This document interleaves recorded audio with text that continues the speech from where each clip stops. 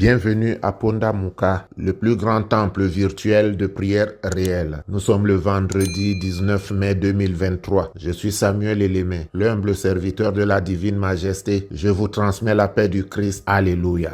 Notre méditation de ce jour est tirée du livre des Actes des Apôtres, en son chapitre 20, versets 22-23. Je lis. « Et maintenant voici, lié par l'Esprit, je vais à Jérusalem, ne sachant pas ce qui m'y arrivera. Seulement, de ville en ville, l'Esprit Saint m'avertit que des liens et des tribulations m'attendent. » Fin de lecture. To satana do momba. Lo si lo lao. To Jordan nyondon de bulu.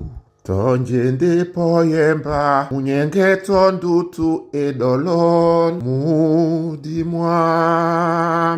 Même si Satan s'acharne contre moi, même si le Jourdain déborde la nuit, qu'il plaise à mon âme, je ne renoncerai pas. Oui, je ne renoncerai pas. Bien-aimé, Paul se trouve à Milet, en train de s'entretenir avec les anciens d'Éphèse, partageant avec eux ces mots avant son départ. Oui, il veut aller au-delà de sa mission, la mission qui consiste à être l'apôtre des païens. Il veut aller à Jérusalem, dire aux Juifs que Christ, Jésus, qu'ils ont crucifié, est le Messie qu'ils attendaient. Sauf que ce n'était pas la volonté de Dieu. Lorsque le Saint-Esprit vous avertit de cette façon dans votre vie, c'est afin de vous porter à reconsidérer vos projets, votre direction et de vous éviter des souffrances inutiles. Paul s'était fixé un but qui ne correspondait pas à la volonté parfaite et à la révélation de Dieu pour sa vie. Lorsque Paul arriva à Tyr, il y resta 7 jours et trouva des disciples qui, poussés par l'Esprit, lui disaient de ne pas monter à Jérusalem. Acte 21, 4. Le Saint-Esprit parla à Paul par le canal de ses frères. Ne monte pas à Jérusalem. Mais que fit Paul? Il continua son chemin. Arrivé à Césarée, un certain prophète dénommé Agabus vint auprès de lui. Le Seigneur lui avait envoyé Agabus pour l'amener à revenir sur sa décision et à se conformer à la volonté de Dieu. Agabus prit la ceinture de Paul et se lia les mains et les pieds, illustrant virtuellement sa prophétie et dit: « Voici ce que déclare le Saint-Esprit. L'homme à qui appartient cette ceinture, les Juifs le lieront de la même manière à Jérusalem et le livreront entre les mains des païens. » Acte 21, 11. Mais que fit Paul?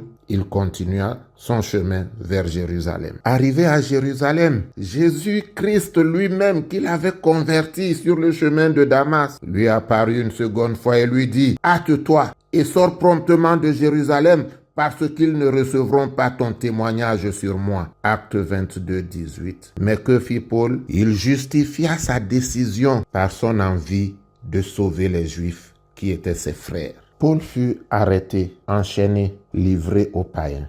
Dieu le délivrera, mais il s'est infligé des peines inutiles. Il nous faut tirer des leçons de l'entêtement de Paul. Gardez la révélation et évitez les ennuis. Soyez fidèles à la révélation de Dieu pour votre vie et vous aurez moins de châtiments à endurer. Prions. Père céleste, qui a préparé d'une façon merveilleuse le sanctuaire du Christ son Fils dans le sein virginal de Marie. Fais-moi conserver sans tache la grâce de mon baptême, afin que je te loue en vérité et en esprit, pour construire le temple de ta gloire avec passion, mais sans excès de zèle. Ô mon Dieu, que mes ennemis ne profitent pas de mes fautes pour me faire tomber. Prends-moi sous tes ailes protectrices et puissantes, et dans l'épreuve, écoute mes prières et mes supplications. Donne-moi la force de te servir conformément à ta révélation et selon ta volonté. Au nom de Jésus. Amen. Bien-aimés dans le Seigneur, c'est le moment de prendre votre bouteille d'eau ou votre verre d'eau et d'aller vers le Seigneur lui demander la guérison miraculeuse à travers le sang de Jésus qui a coulé pour nous. Prions.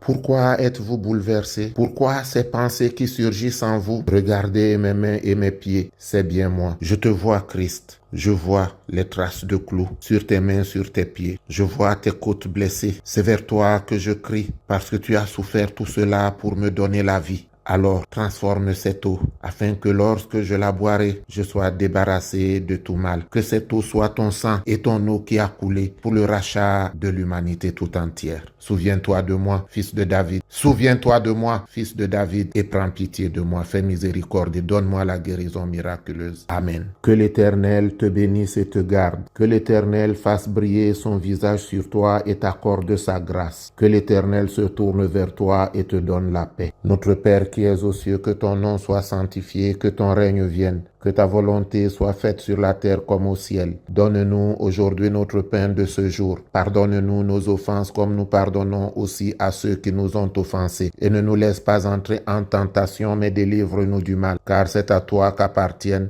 le règne, la puissance et la gloire pour les siècles des siècles. Amen.